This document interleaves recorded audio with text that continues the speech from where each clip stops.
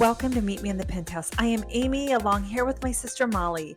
We help high-achieving women increase their income, but most importantly, their impact. We are neighbors, sisters, and business partners. We have built 8-figure businesses together, traveled the world together, raised our children together, mentored thousands of men and women together, and it's all because we have a penthouse mindset. We aim for the top, and we show others how to empower themselves to peel back the layers and truly step into their greatness and calling. Welcome to Meet Me in the Penthouse. Welcome to Meet Me in the Penthouse. My name is Amy Mosser, along with my sister Molly Croker. We help high-achieving women not only increase their income, but most importantly, their impact.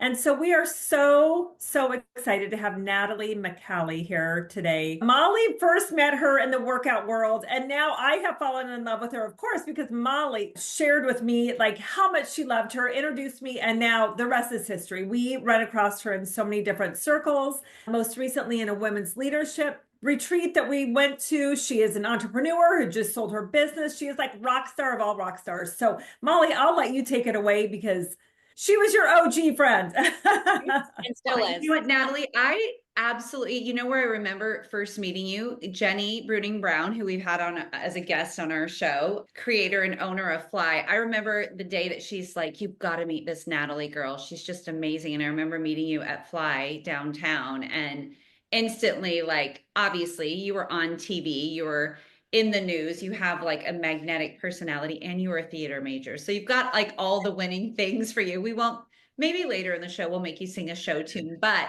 you're always my friend that I can text. I have 2 friends, and also Amy Joyce we've had on before, that I can text with like show tunes because I know nobody else will get it except for the both of you girls. But I remember meeting you at Fly. So let's kind of start there. Like, what led you down the road to being an entrepreneur? Because that's not where you started. And I think, especially for women listening to this and younger girls that are where my daughter is, where she's like, I don't even know what I want to do when I get out of college. So I think you're proof of like, you can do many things and it's all going to work out for you. So walk us down that road.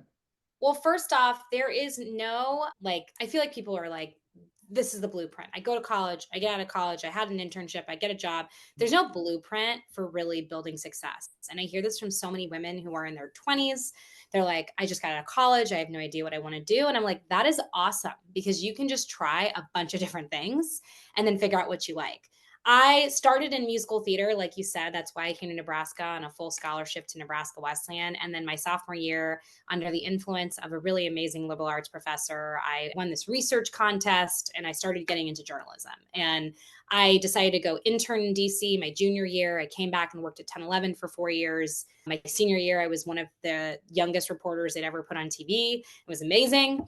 And I worked there for 4 years, and it was a grueling job. And, for me, I had been so heads down focused on being a journalist and doing something meaningful that I looked up after 4 years there and realized that I didn't really enjoy my schedule.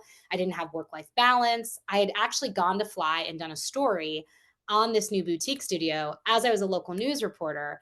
And I remember thinking how cool it was that people had time to work out, because I was working out like 3 times a week, and it was when I was exhausted after my news shift, and I wasn't having the wellness piece of my life fulfilled.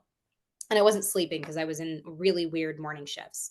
So fast forward, I went and worked at a marketing agency from 10/11 after I got recruited from, I think this just shows like impactful networking, like just how, all of us are friends and we could reach out to each other and say, do you know this person, or do you have this resource? You need to have that network, because I had a friend who was running a company called Source Eat Fit.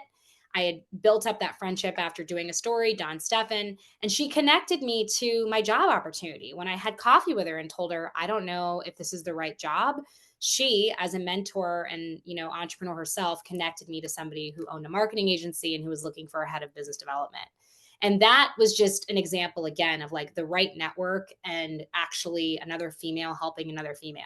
So I remember that, and I want to pass that along. And I know that you guys live by that too, because that was just such a great moment for me. Got that job at a marketing agency that had just opened in Lincoln, helped them grow to, a multi-million-dollar business. Andrew Tuzon mentored me. It was definitely a bit of a boys club, which, had its ups and downs in a lot of ways. And he sold that company to Firespring, and I just wasn't ready to go work for a bigger company yet. I had seen his entrepreneurial spirit. Two guys at that agency wanted to start an agency. So we said, let's try it. So we started Oh Hello, and a year and a half in, and I think it's really key to share this, like the partnership kind of broke down. They wanted to do things differently than I did. I'm still very good friends with Davey to this day. Timing was also a piece of it. His wife got pregnant. He wanted to, have really great health insurance and paid time off.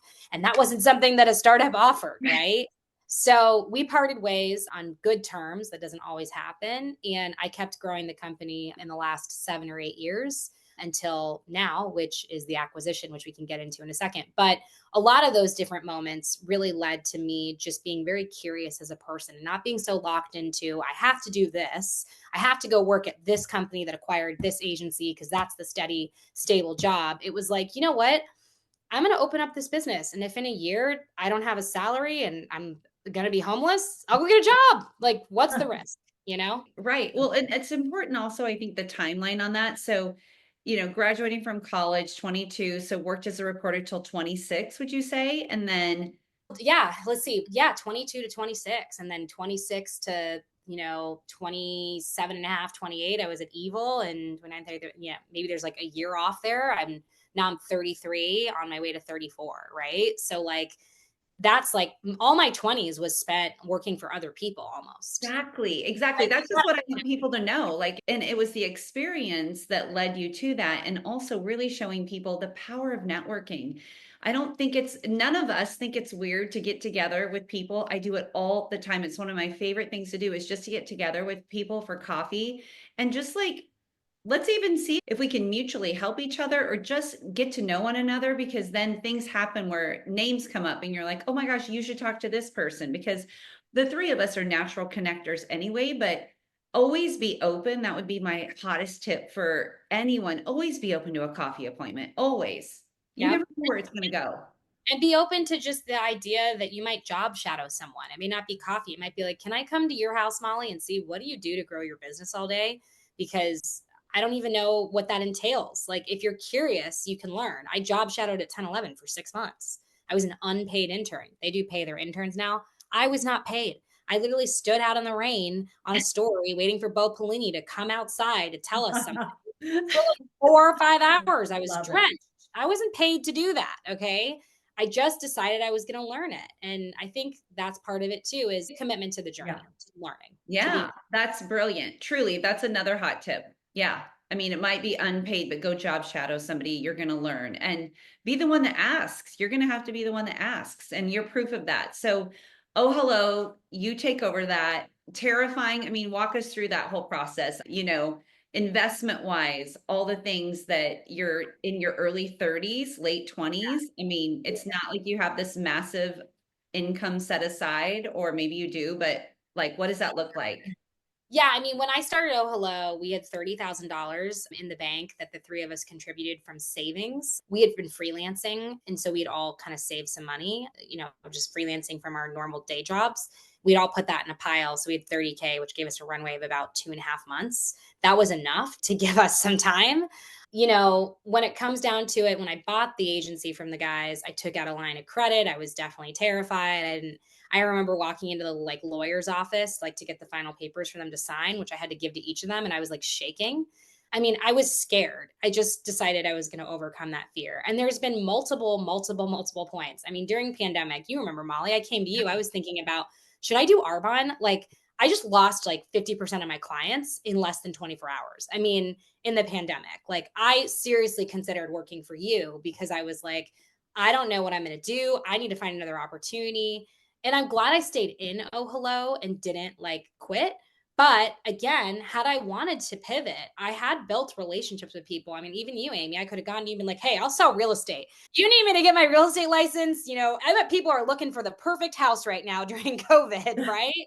Because they're going to be there for a while. So I think there's been multiple times where I felt like I wanted to quit or I wasn't sure if I was on the right path. And you kind of have to just have faith. And like Ed Milet, I know you love Ed Milet. Sometimes when I'm having a down day, I hear his voice in my head. Yeah.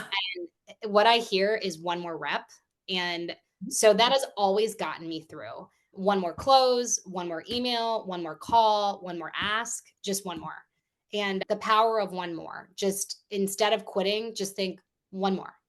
And that has gotten me through some of my darkest days as an entrepreneur, honestly, just not quitting. Do you think that's what got you through when you said, like, when you lost 50%? I remember this conversation when you lost 50% of your business. Is that what got you through? Like, Ed Milet definitely got me through. okay, just in I your head. literally I had never discovered his podcast. I had never listened to self-help stuff.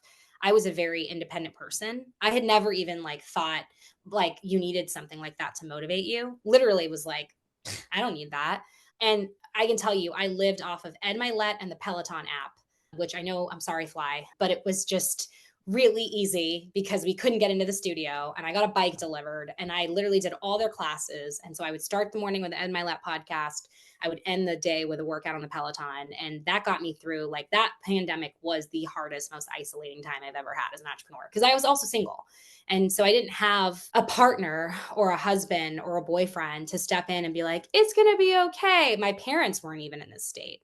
So it was scary. And I think that a lot of people, and especially women, think you need like a safety launch pad, like a partner who maybe financially floats you while you figure it out.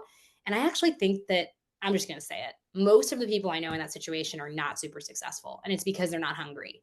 And if you got to feed someone, and, the people that I love to hire, I love when I talk to single moms because they got to feed their kids. They got to put bread on the table, and they're just not going to fail. They have such a bigger why. And so I think, like, if you're listening to this and you're like, I really want to start my business and my husband or my boyfriend said he'll float me, and I would encourage you to think about taking that away and saying, you know what, I'm not going to let that be something. I'm just going to start it, and it's do or die.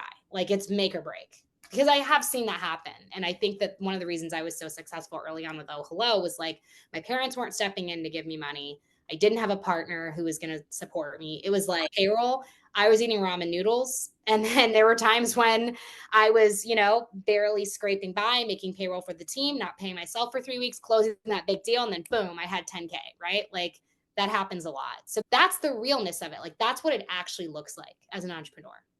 But most people, it looks like posting an Instagram reel about getting my makeup, get ready with me while I start my day as an entrepreneur. And it's like 11 a.m. bar class, 1 o'clock p.m. sales call. And it's more like 9 a.m. wake up with panic, check the bank account, realize you overdrafted 14K, close a 21K deal by 1 o'clock, call your, it's just like, yes.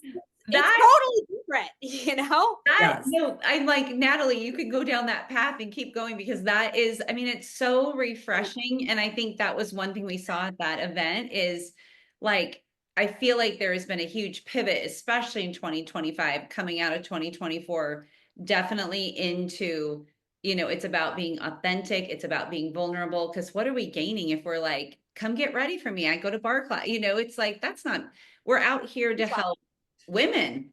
Yeah. And I think that's why you guys are, doing such a good job of like putting yourselves out there with the content creation. Because I know you two personally. I know what people say about you in LinkedIn, and they see you as successful. And I know you both, and I know your business models. I know you are successful. And I think, like, the biggest piece that I would say is take advice from people who you want to become. And like, I have had a lot of mentors. We were just acquired, which is exciting, but we were acquired by an Australian agency with a female CEO who's been mentoring me for the past 2 years, who is where I want to be. So it's not like this was a random, it wasn't a random exit. Like, I'd love to say that a PE firm found me and they're like, we want to buy you for $15 million, right? No, it was, it's good. It's like great for me, but it's another boutique agency that has really built a great book of business in Australia, wants to expand to the US. And the CEO has been mentoring me. And I've gotten mentorship over the years from a lot of different people. And what I've realized is the most important thing is that you need to be a mentor, which means, find a mentee who's where you were 5 years like down the line. And I encourage myself to do that. And I do that with quite a few women. And then you need to also get mentorship from somebody who is where you want to be. And like, she was running an agency like 10 times the size of mine. And like, that is what I wanted to create. So that's who I asked to be a mentor. And I think, Molly, you talked about this. It's like, same with coaches and consultants, like hire people that can speak to the results. I've built, hey, you want to be in real estate? Well, get a coach who's actually built a team in real estate. Right. I mean, Yeah. so- Duh. I mean, okay, so somebody again that's like, okay, how did you find her? How did you say, I want to be mentored by you? What did that look like? this is why conferences are really important. Yeah. Molly, you've done such a good job. I know you're, at the top of the Arbonne company, so you get to go to a lot of those conferences. And I'm not sure like if everybody in the company gets to go or how that works. But even if I was not, if I worked at Arbonne and I wasn't even invited to that conference, I would just show up with my suitcase and be like, I'm here to learn, because that is how you meet the people on a national level and get outside of your localized bubble who can take you to the next level. I met Alex at a conference. I was a moderator for a panel she was on. A friend, my coach was like, you want to moderate this panel? Like, I have a panel of entrepreneurs who run multimillion-dollar businesses. I think you do a great job moderating. I wasn't quite there yet, but I did an awesome job moderating, and I moderated this panel and met her. And then on the other side of that same conference, I met another girl that we've done a ton of business together at that same exact conference. She's become like a lifelong friend. We've done a ton of business together. So I don't go to a lot of conferences. I would say I go to one every 2 years, if I'm honest with you. But every time I go to one, if I choose to be there, I commit that I'm going to build 1 to 2 life-changing relationships. And I research who's going to be there. Like, I knew Alex was going to be at that conference. I knew about her company. My coach had told me about her, and I sought her out. So, I mean, I think we all like believe in God as well. So I think like God calls you into these places and he says, hey, go find what you're looking for, but you also have to do the work ahead of time. Don't just spend the $3K to go to some random conference. Spend the money, but do your homework on every person there and figure out what is it that you'd like to get out of it. So tell us about, speaking of that, the Tory Burch cohort, and Yeah. tell me about all of that. I see it on social media. So share how that came into your life. Yeah, so the Tory Burch Fellowship was just a really rock star experience. And if you are a female entrepreneur, and there's like some, like, I don't know all of the different like caveats onto like what you have to fall into. I know you can't operate outside the US, because I have had people ask me, if you live in Dubai, but you have a US LLC, that doesn't work. But it's an amazing fellowship. So thousands of women apply. Tory Burch picks 50. Those 50 women get into a cohort and they get into a year-long accelerator where they get mentorship, strategic workshops, and they essentially get access to all of the people in Tory Burch's organization at the senior executive level for mentorship. So what that means, and even as an alum, what I've been so like pleasantly surprised at is how they keep us engaged. They open up advisory board times and they send a list of 15 people around the country in a variety of industries that have opened up their time to help support female entrepreneurs. You can book a 30-minute call with them. You send them your questions and they actually respond to those questions on the call. So I still have access to that even as an alum. And during the fellowship, that was like a monthly thing. They would bring in speakers, Mike Leichman, who taught me like how to do an investor deck and a presentation, all these different people who come in and focus on different aspects of your business and modules. It's a really unique experience. And then of course you get to go to New York for a week, meet Tory, and they have a dinner where you get to sit next to potential investors, advisors. There's like 50 to 60 people in the room they bring in and just make connections. And what's great about that is like, there are people that were in my Tory Burch Fellows lab who I got to pitch my business to that I know I could reach out to if I had a do or die thing. And they would be like, yeah, let me look at that. Let me help you because of that fellowship. So it's really about connecting women across the country with resources from a global perspective in New York City, because New York City is where 50% of the country's wealth is located. So the truth is by being in the Midwest, even though we love the Midwest and I'm a big fan of Nebraska, you're still disproportionately not getting the same connections as women in New York and LA, just through the sheer magnitude of connections that they're getting. Investors are there. So I think it's really important that we as women just recognize that and kind of push ourselves to apply to these things. Another one that's great that I haven't applied for now, but I would in the future if I had another business, is the Goldman Sachs Small Business Program for Women. That's another one. So looking at these, looking at grants, looking at fellowships, looking at accelerators, and applying to them, especially if you think there's no chance you'll get in, is really, really important. So Wow, that is incredible. Okay, so now taking us to where you are today, we have a wedding coming up Yeah. Yes, yes, and yes. Do, do, do. Like, get that one on video, make that my reel right there. Right? yes. So tell us what the next 3 to 5 years looks like for you now.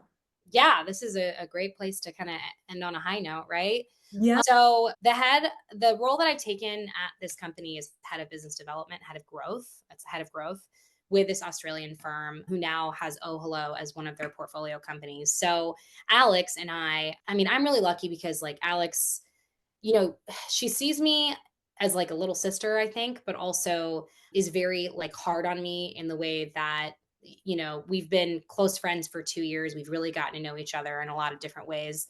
And she's really helping to mold me into this role. Cause to be honest, like I haven't been 100% focused on sales because when you run an agency, you're doing everything. So for me, it's like the next 2 to 3 years are like heavy growth. We're really putting together a strategy on how to make Oh Hello a more nationalized brand where we have some great brand awareness in the Midwest, but we've never really marketed ourselves. We've never done a ton of different campaigns to put ourselves out there on a national level. So to make Oh Hello a brand that has national reach and really can be strong in North America is a big piece of what I'm working with Alex on. That's a really exciting piece. So that's kind of the work front. On the Andrew is, on the love front, like I met my person and we're getting married this summer. We move into a new house next week and, we want to have children in the next couple of years. So this is a good opportunity for me to slow down and sort of find my work-life balance. And I've never really found that before. I have a hard time sitting still. I've always worked like, constantly, right? But stepping into this new role where it is a 40 to 50 hour job, but it's not everything in my life, I'm going to start pursuing more work life balance. And of course, still teaching at Fly, teaching Pilates, teaching spin, building the fitness community in Omaha now that I'm here in downtown Omaha is huge. So, yeah, that's what life looks like ahead. And starting the process of also being a mentor instead of just the mentee. I've had a lot of amazing women take me under their wing or give me advice or, send me clients and help me. And now I'm starting to realize, okay, it's time to start giving some of that back.